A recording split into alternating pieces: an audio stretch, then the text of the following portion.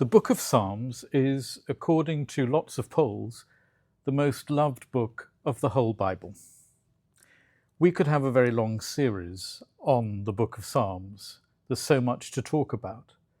We could be looking at how they lie at the heart of both Jewish and Christian worship and faith, a shared bond and blessing between our two communities. We could be looking at how they're used daily in Anglican worship, from settings sung in choir stalls to translations for worship bands. We could be looking at how the monastic life is built on the scaffolding of the Psalms, chanted in such a way as if they are the sort of lungs of the church, breathing as we are meant to. We could be talking too about how they can sometimes shock. There's lots of teeth being smashed and babies being battered and so on. We could explore how some seem to go on a bit too long. Too many verses at evensong, stopping me getting home in time for the news. And then, of course, we could have a smile too about how sometimes they amuse and get a snigger. Neither delighteth he in any man's legs, often gets a wink or two. But we could also be looking at how they move deeply and inspire faith. I will lift up mine eyes unto the hills, from whence cometh my help. My help cometh from the Lord, which made heaven and earth. And we could be looking at how they bring hope at the end of a life. The Lord is my shepherd, I shall not want. So we could be quite busy looking at the book of Psalms, but I simply here want to give a general and short introduction to them. It's very clear that when we're talking about this book, we're talking about a book for all seasons, by which I mean all the seasons of the human heart.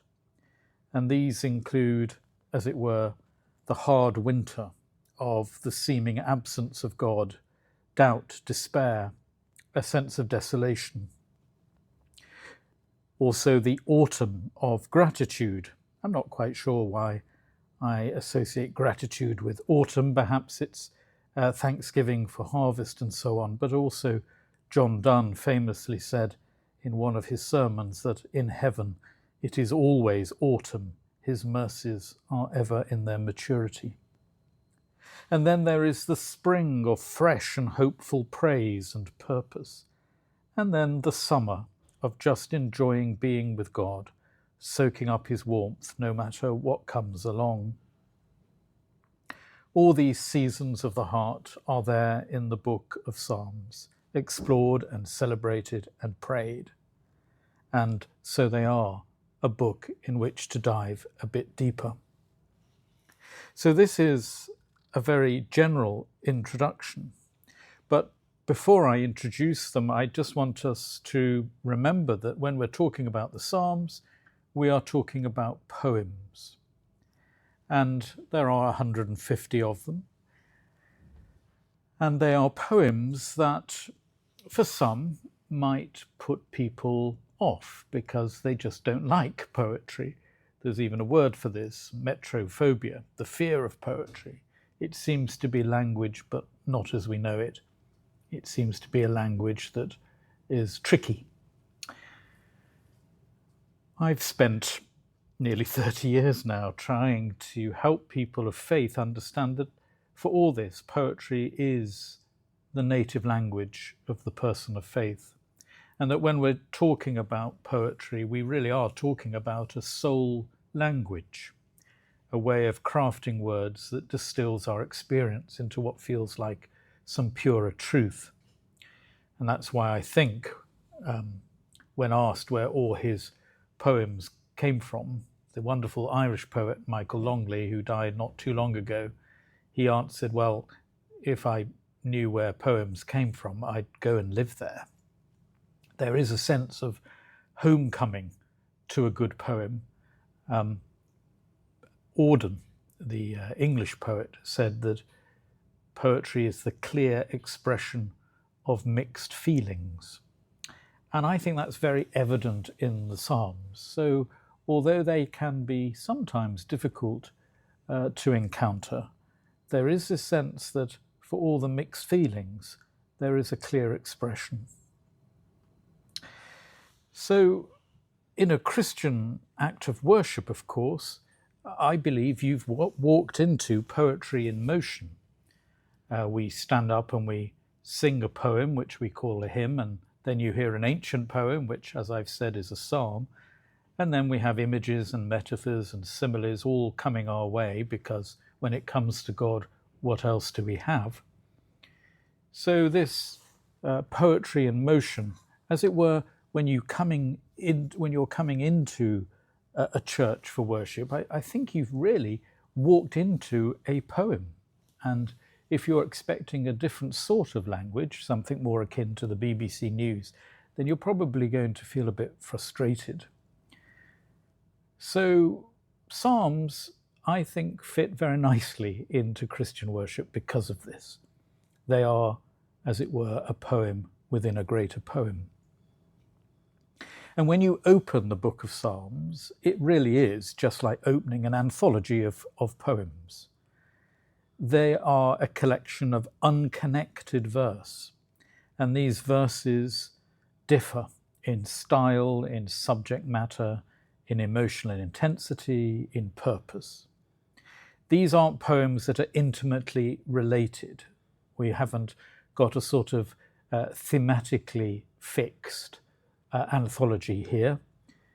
When read in English, of course, you have to remember that they're a translation too. They're a translation from the Hebrew. So some of the original poetic form and the sounds are lost in translation. I always think that translating poetry is a bit like boiling strawberries. You're left with something of the colour and the taste, but it's a bit of a different dish at the end of the day. But a good example of how translations differ would be to look at Psalm 12, verse 4, where the New Revised Standard Version translates it to, "Our lips are our own. Who is our master?"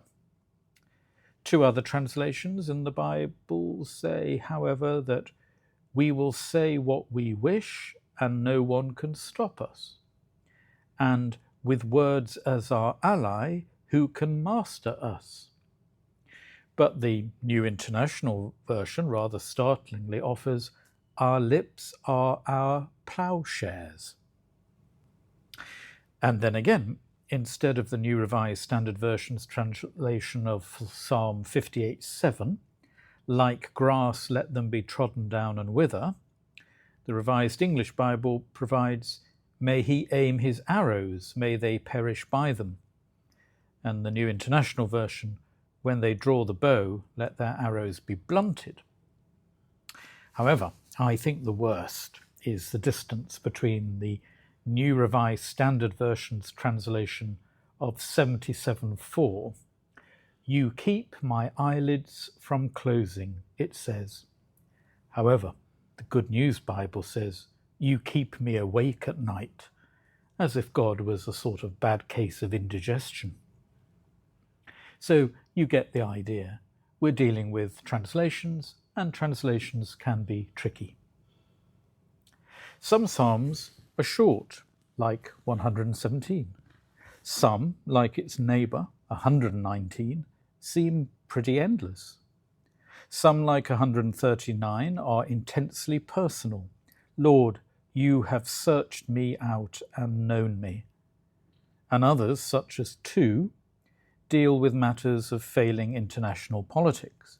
Why are the nations in turmoil? Why do the peoples hatch their futile plots? That's a psalm, perhaps, that we should be reading at the moment. Psalm 146 ponders the nature of God. "The Lord feeds the hungry and sets the prisoner free," whilst 8 reflects on human fallibility.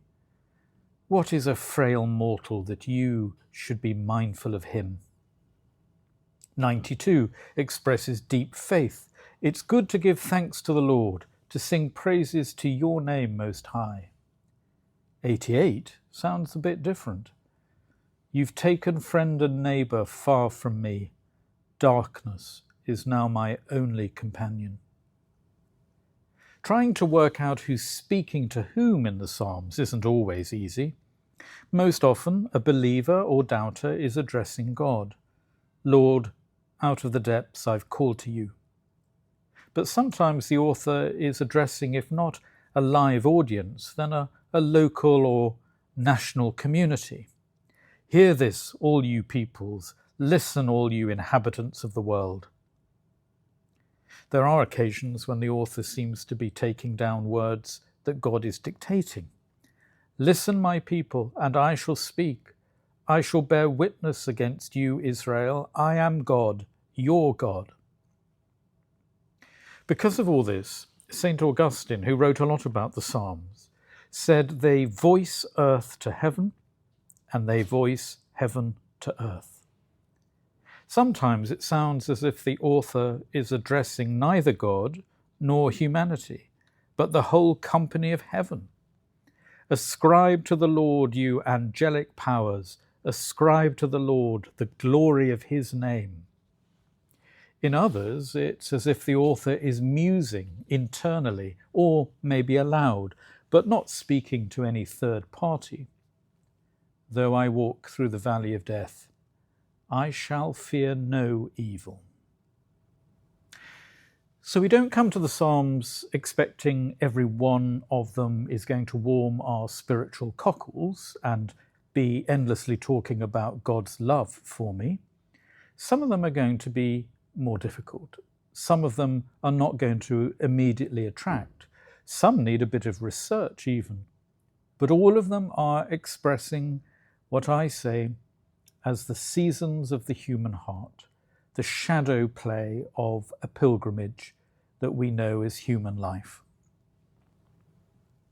So with all that as background, celebrating the truth that God is in the world as poetry is in the poem, let's just explore what we know about the Psalms. What we have, as I say, is a miscellaneous collection of Hebrew poems of many sorts. The majority are prayers to God by either an individual or a group, or both, and are often classified as laments, although in some cases petitions might be a better term. Hear my prayer, O Lord. Let my cry come to you. Do not hide your face from me on the day of my distress. Incline your ear to me. These prayer poems may be made in the name of an individual or of the collective Israel. So we often hear scholars talk of individual laments or communal laments. And sometimes it's more complicated than that because they move from one to the other. And whether that is part of the original or because over time two psalms have been woven together is the sort of question that earns scholars their salary. Different scholars have their own way of categorizing the Psalms.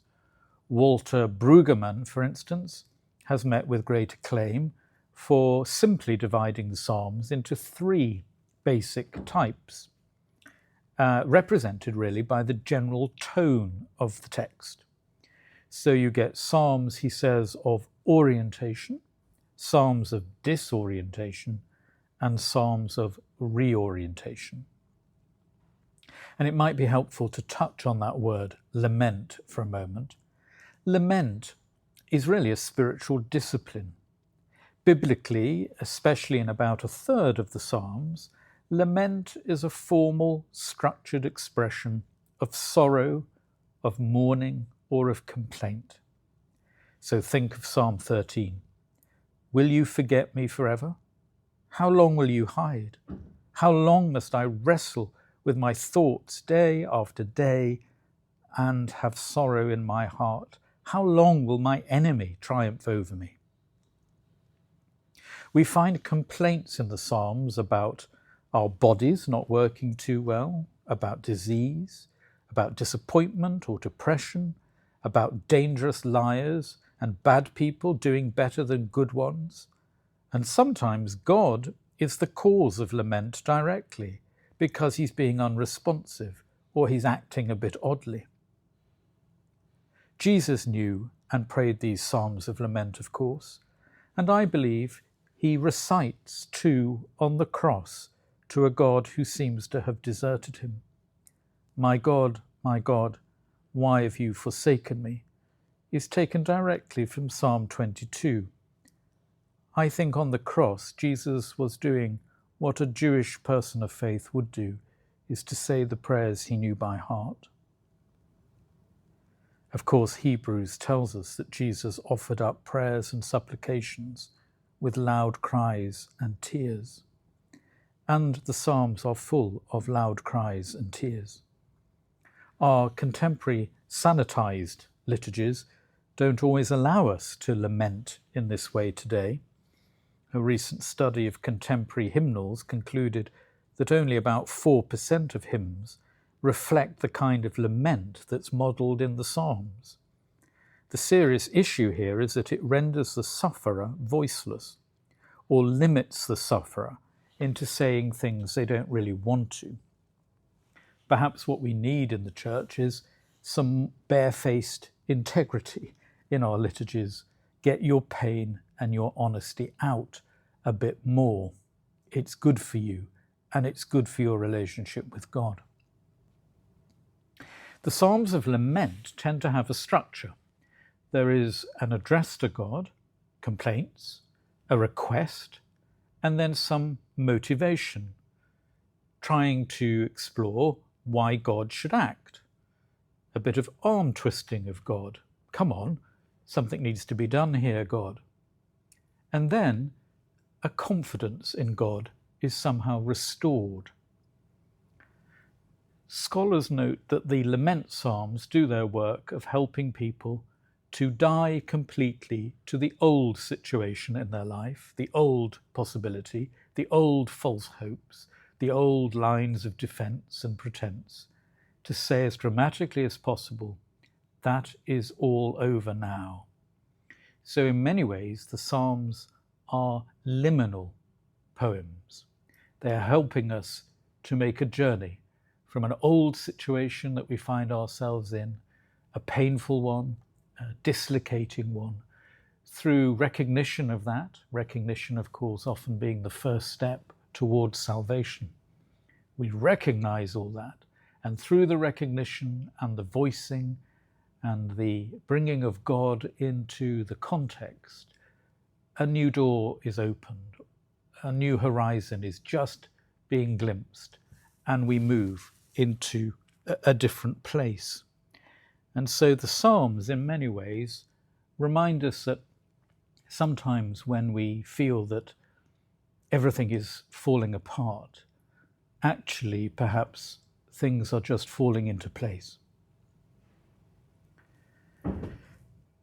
If you are interested in this theme, I do point you to the work of Walter Brueggemann, because this is very much his area of interest, and it's a very sad thing that he died not too long ago, but I do commend his work to you. This lament is a bridge between your old world and your new, from what he calls disorientation to a new orientation. So the poems here are a sort of holding language, a lament that unbeknown leads us into a distant but promised place. It is part of the transforming that we must undergo to repair the heart that found itself with some discrepancy. It's only by crying that I can sense this might be a beginning, some sort of new reality that I've never had before. Tears are a gift, and the Psalms know it. And lament is the way towards hope.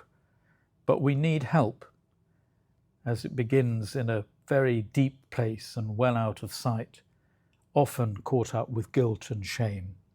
And the Psalms are holding out a hand to us. Some people think that Brueggemann's categorization into 3 of the Psalms is a little simplistic. Some go as far as saying there are 11 types of psalm.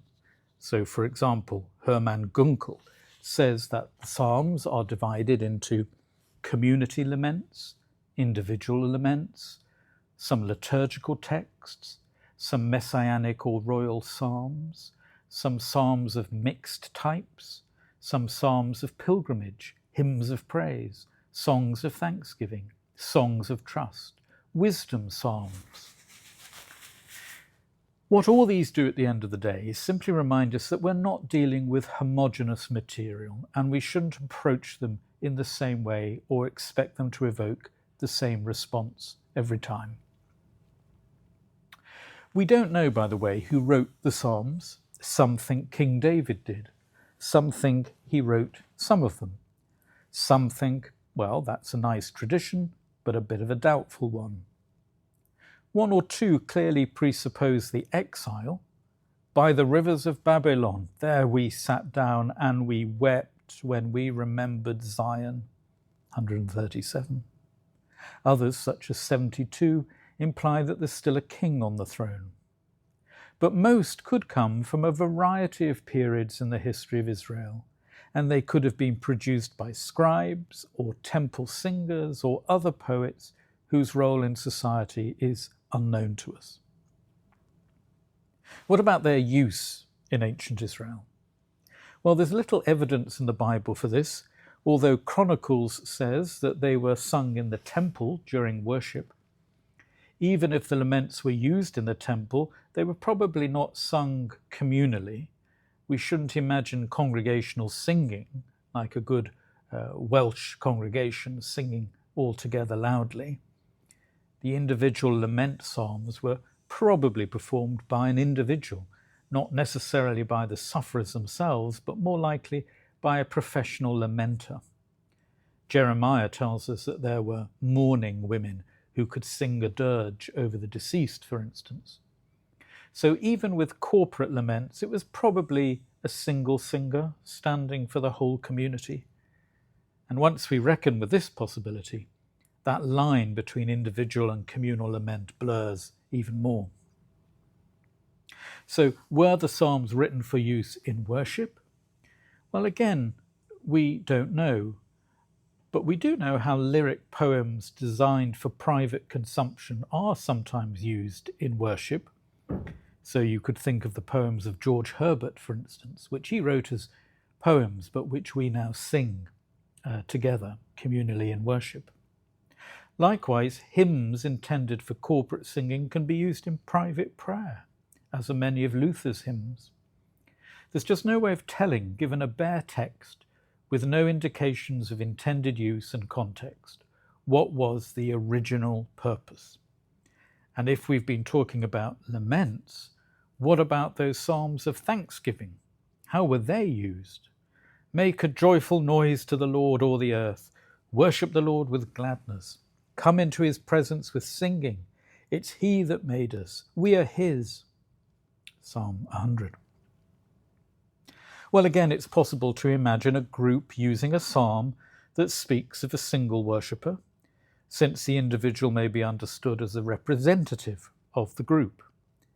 And on the other hand, an individual using a corporate thanksgiving in private prayer, as many Jews and Christians have done and continue to do.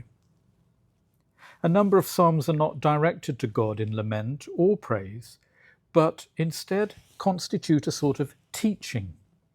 Psalm 37, do not fret because of the wicked.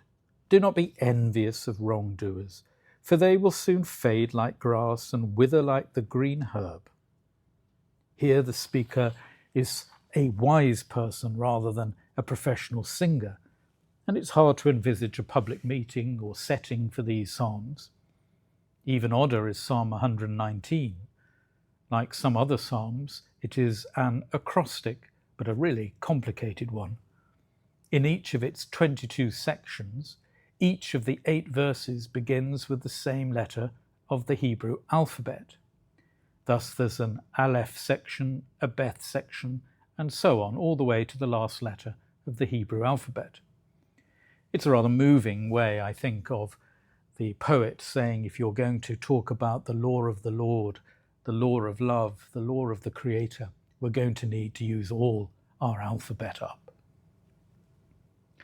It's hard not to think that this was written for reading rather than singing.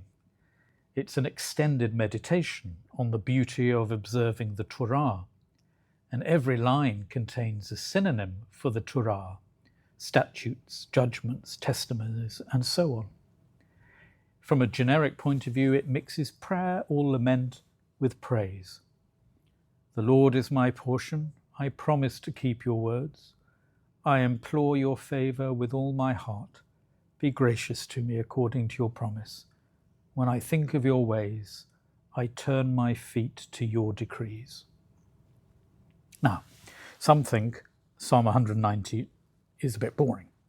C.S. Lewis thought it was a great thing of beauty, the Hebrew equivalent of a perfect sonnet.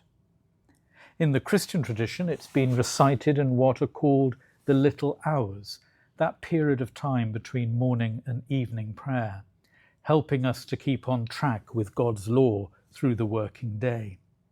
And if you visit a religious community, you'll often find Psalm 119 prayed during the day, and indeed come to midday prayer at the cathedral, and you will often hear it. As we're getting distracted and frustrated and annoyed by our work, we are called back, as it were, to the track of God. So sometimes intended for worship in one of the two temples of ancient Israel, Solomon's or the one built after the exile, or for that matter at local places of worship, which by the 1st century BC had become recognizable as what are now called synagogues, houses for prayer and study. We don't know when synagogues originated, but by the 1st century BC, the institution certainly existed in Palestine and in the diaspora, but what we know is rather vague. But some public use of the Psalms is highly plausible. Finally, what about the ordering of the Psalms? Well, the complete book of Psalms, or the Psalter as we call it, can scarcely have come into existence before 300 BC, since there are individual psalms in it that are probably no earlier than the late Persian period, which ended with the conquests of Alexander the Great. Everything suggests that the growth of the Psalter was immensely complicated. As it stands, it's like the Pentateuch or Torah divided into 5 books. But the divisions don't correspond to breaks in theme or sense. However, though not captured in the sections, the Psalms do have discernible themes: creation, God and Israel, prosperity and suffering, the nature of God, God and David, Jerusalem, and the Torah amongst them.